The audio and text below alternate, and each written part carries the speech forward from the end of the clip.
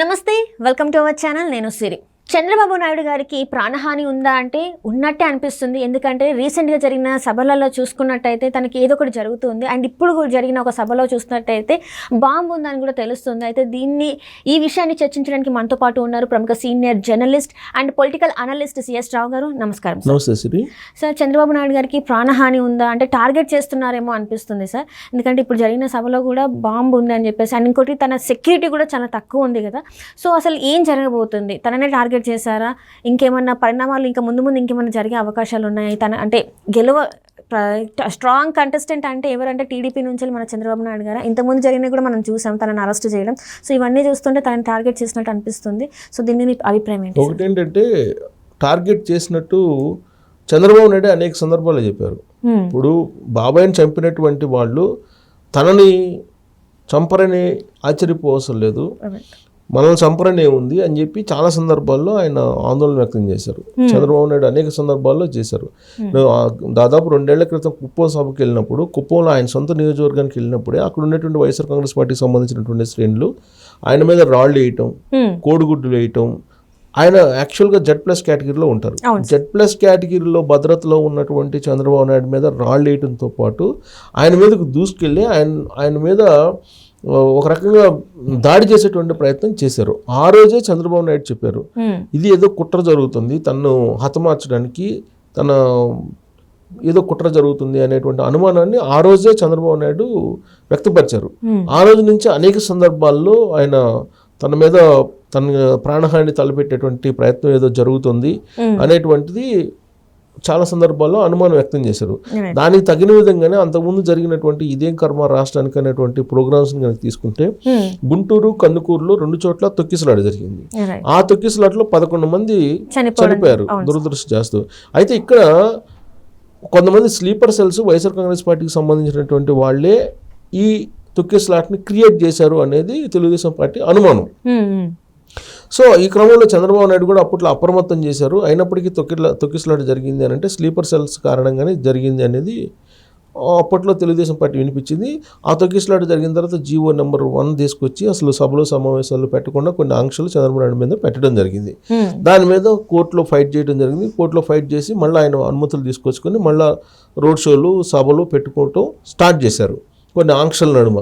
So ఈ లోపుగా ఏం చేశారు, ఆయన్ని ఫైబర్ నెట్ కేసు అని చెప్పేసి దాన్ని చూపించి ఆయన్ని అరెస్ట్ చేయడం జరిగింది. అరెస్ట్ చేసి లోపలికి రాజమండ్రి సెంట్రల్ జైలుకి రిమాండ్లో పంపించడం జరిగింది. అక్కడ కూడా ఆయన మీద హత్యా ప్రయత్నం చేస్తున్నారు, ప్రాణహాని తలపెట్టే ప్రయత్నం చేస్తున్నారు అనేటువంటి అనుమానాలను వ్యక్తం చేశారు. ఆ కుటుంబ సభ్యులు ములాఖాత్కి వెళ్ళినటువంటి ప్రతి సందర్భంలోనూ చంద్రబాబు నాయుడు భద్రత మీద అనుమానాలు వ్యక్తం చేశారు. దానికి తగిన విధంగానే ఆయనకు సంబంధించినటువంటి మెడికల్ రిపోర్ట్స్ని కొన్ని అనుమానాలు వచ్చేలాగా తయారు చేయటం, ప్లస్ అక్కడ ఉండేటువంటి జైలరు చంద్రబాబు నాయుడు ఆరోగ్యంగా ఉన్నారని చెప్పి చెప్పడం, లేదు డాక్టర్లు ఇచ్చినటువంటి రిపోర్ట్ ప్రకారం ఆరోగ్యంగా లేరు, ఆయన రకరకాల ఇబ్బందులతోటి సతమతం అవుతున్నారు అనేది అప్పట్లో వచ్చినటువంటి న్యూస్. దాన్ని బేస్ చేసుకుని కోర్టులో విచారణ జరిపారు. సరే, ఎటికల్గా కోర్టు అయితే ఆయనకి బెయిల్ ఇవ్వడం జరిగింది.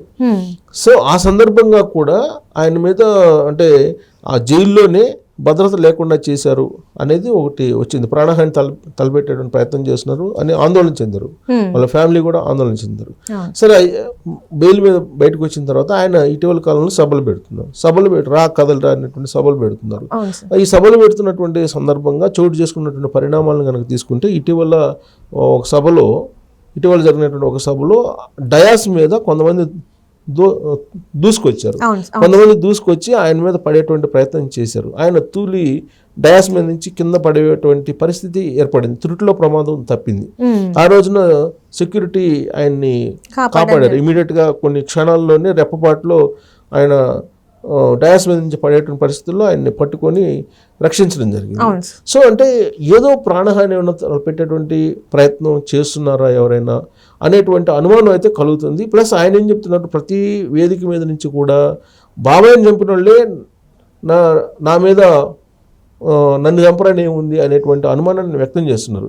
జరిగినటువంటి సంఘటనలు కూడా గత 2 ఏళ్ల నుంచి జరుగుతున్న సంఘటనలు కూడా ఆయన రివీల్ చేస్తున్నారు. రివీల్ చేస్తున్నటువంటి పరిస్థితుల్లో ఇటీవల కాలంలో ఆయనకి సెక్యూరిటీ కూడా పెంచడం జరిగింది. ఆయన సెక్యూరిటీ మీద ఆయనకు కల్పించినటువంటి సెక్యూరిటీ వీటన్నిటి మీద కూడా రివ్యూ చేయడం జరిగింది. కేంద్ర సంబంధించినటువంటి ఎన్ఎస్జి చీఫ్ వచ్చేసి ఇక్కడికి ఆయన ఒక మొత్తం రివ్యూ చేయడం జరిగింది. రివ్యూ చేసి ఆయనకి భద్రతను అంతకు ముందు 4+4 ఉండేటువంటి భద్రతని 6+6 చేశారు. అంటే ఎన్ఎస్జి భద్రతను కూడా పెంచారు, కమాండోల యొక్క భద్రతను కూడా పెంచారు. వాస్తవంగా ఆయన టార్గెట్లో ఉన్నారు, నక్సలైట్ టార్గెట్లో ఉన్నారు అనేది అప్పట్లో Z+ కేటగిరీ ఇచ్చారు. అలిపిరిలో జరిగింది సంఘటన, 2004 ఎన్నికల ముందు అలిపిరిలో సంఘటన జరిగింది, బాంబ్ బ్లాస్ట్ సంఘటన జరిగినప్పుడు ఆయన ప్రాణాలతో బయటపడ్డారు. ఆ రోజు నుంచి ఆయనకి Z+ కేటగిరీ తోటి ఉన్నారు. సో కానీ ఆంధ్రప్రదేశ్లో జగన్మోహన్ రెడ్డి అధికారంలోకి వచ్చిన తర్వాత ఆయనకి ప్రోటోకాల్ ప్రకారం ఇవ్వాల్సినటువంటి భద్రతను కల్పించటం లేదు అనేది ఎన్ఎస్జి కూడా కంప్లైంట్ వెళ్ళింది, ఎన్ఎస్జి కూడా వెళ్ళింది. అందుకే ఎన్ఎస్జి కమాండర్, ఎన్ఎస్జి చీఫ్ వచ్చేసి ఇక్కడ మొత్తం పరిశీలించాడు, సమీక్షించారు భద్రతని. సో యాక్చువల్గా Z+ కేటగిరీలో ఉన్నటువంటి చంద్రబాబు నాయుడుకి ఒక పైలట్ వాహనం ఇవ్వాలి, ఎస్కార్ట్ వాహనం ఒకటి ఇవ్వాలి, ఇవన్నీ ఉన్నాయి నామ్స్లో.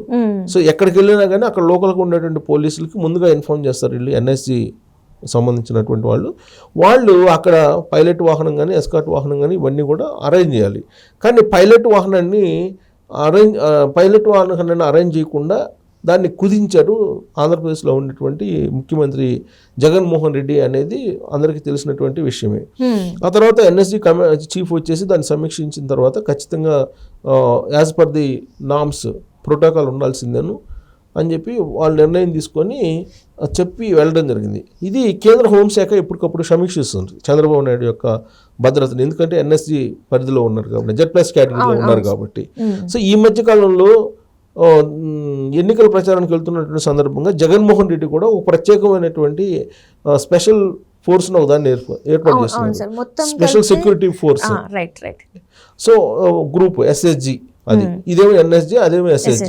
సో స్పెషల్ సెక్యూరిటీ గ్రూప్ను ఒకదాన్ని తయారు చేసుకున్నారు. దాదాపుగా 300 మందిని అపాయింట్ చేస్తున్నారు. వాళ్ళ ఫ్యామిలీ ఇతర దేశాల్లో ఉన్నటువంటి వాళ్ళ మెంబర్స్కి కూడా సెక్యూరిటీ ఇచ్చేలా దానికి కొన్ని 100 కోట్ల రూపాయలు ఖర్చు అవుతుంది. దానికి సంబంధించినటువంటి ప్రత్యేకమైనటువంటి బృందాన్ని నియమించుకొని సపరేట్ ట్రైనింగ్ కూడా ఇచ్చి ఆయన సెక్యూరిటీ ఏర్పాటు చేసుకున్నారనేది మనందరికి కూడా తెలిసింది. దానికి సంబంధించిన జీవో కూడా ఇచ్చారు.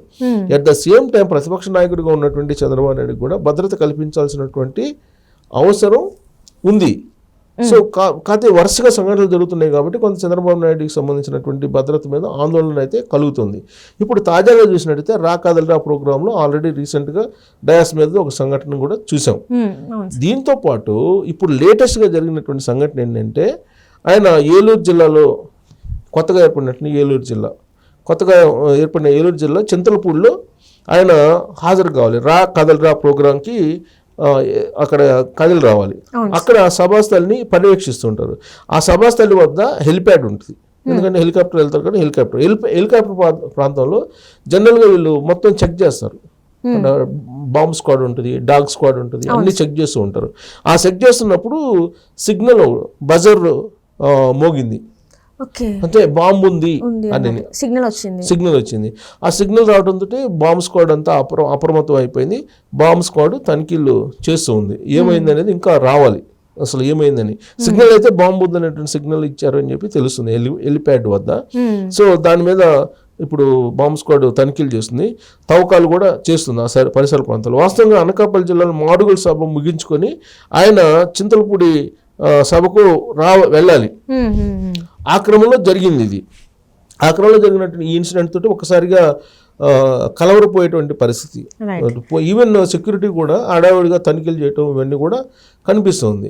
దీంతో పాటు ఈ మధ్య కాలంలో ఇటీవల కాలంలో హెలికాప్టర్ కూడా మొరాయించడం జరిగింది. ఈ రా కదలరా ప్రోగ్రాంకి వెళ్తున్నటువంటి సందర్భంగానే హెలికాప్టర్ కూడా మొరాయించి ప్లస్ పైన కొంత ఇంధనం కూడా అయిపోయేటువంటి పరిస్థితికి వచ్చింది. ఆ సందర్భంగా అక్కడ ఏటీసీ ఎయిర్ ట్రాఫిక్ కంట్రోలరు తను తీసుకొని ఆ జరిగిన ప్రమాదం ఏంది, పైలట్ ఎవరైతే ఉన్నారో హెలికాప్టర్ బయలుదేరేటప్పుడు ఏటీసీకి ఎయిర్ ట్రాఫిక్ కంట్రోల్కి ఒక సిగ్నల్ పంపిస్తారు. ఏటీసీ వాళ్ళు ఒక కోడ్ పంపిస్తారు.